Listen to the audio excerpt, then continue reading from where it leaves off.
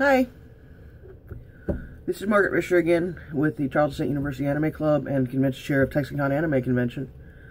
And this is the third in a series of videos answering some questions posed about bullying and cons in the cosplay community.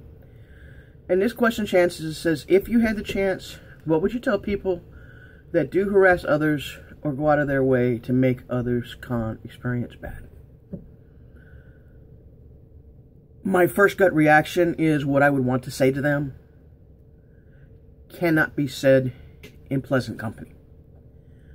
Cannot be said in the company of children. If I could get away with it, I would run over them with my wheelchair. Most people that are bullying and harass others, they don't think they're doing anything wrong. And they can rationalize and justify the reason for doing what they're doing with themselves to the point that if anybody criticizes they're harassing others and them bullying others, they're being victimized by the person trying to correct the situation. Because they think that they're in the right and they can talk to people however they want to, that it's not bullying, it's being helpful. And so most people, if you try to approach, most bullies, if you try to approach them, they think that you're being a fool because they're not doing nothing wrong. They delude themselves. So, should I find one that was actually willing to listen and realize that their behavior was harmful, I would ask them first if they knew they were harming others and causing pain. And if they said they knew it, I would ask them if they got a sense of pleasure out of it. Did they understand the harm that harassment and bullying can cause? Did they get a perverse pleasure out of hurting other people?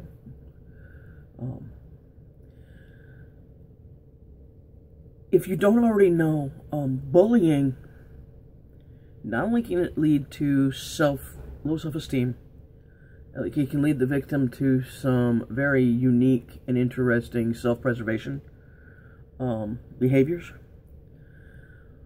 And with some people, excessive bullying, being victims of excessive bullying, if they can't see a way out, they will unfortunately,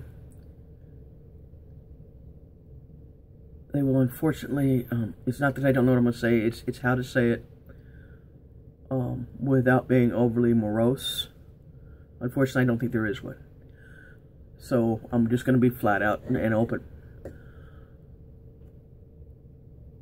Studies have shown, history has shown, that some people did experience excessive bullying and harassment, especially young adults, teenagers, and people with very low self-esteem can at times, and do at times, commit suicide. They take a permanent solution to a temporary problem.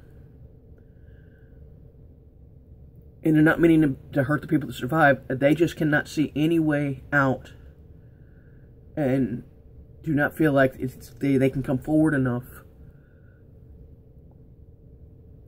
to see if this problem can be taken care of. And it's also one of the reasons why I think I'm really, really passionate against this. Because I had a son, and by the grace of God, he came to me before he took that option. He said, "Mama, I've been thinking about doing this because I can find no way out." And we talked very candidly about it. And I let him share his feelings, his expressions. And then we talked about solutions. And by the grace of God, he's still with me today. But I could have lost him because of somebody else.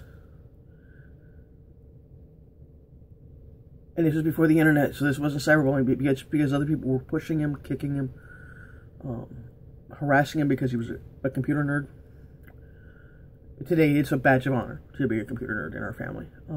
We come from a long line of them. And so I would ask the bully, what gives you the right to be judge, jury, and executioner, or push somebody to the point that they think that the only option they have is either to leave the situation or leave this lifetime. So if you think it's cool to pick on others or make them cry or be overly harsh with somebody,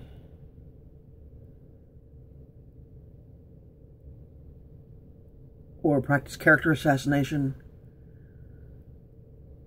are you willing to be responsible for causing someone to self-destruct? And if you are, oh my God, go away. And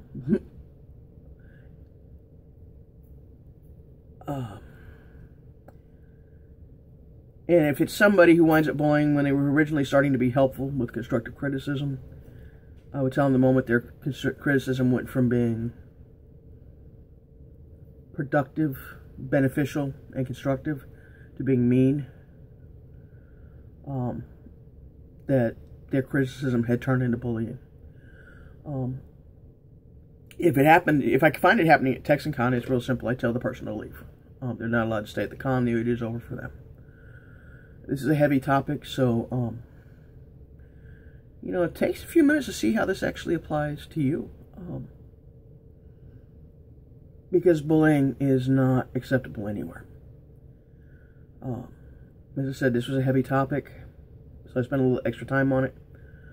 I'll see you next time when I cover question 4. All right, thanks for watching. Bye.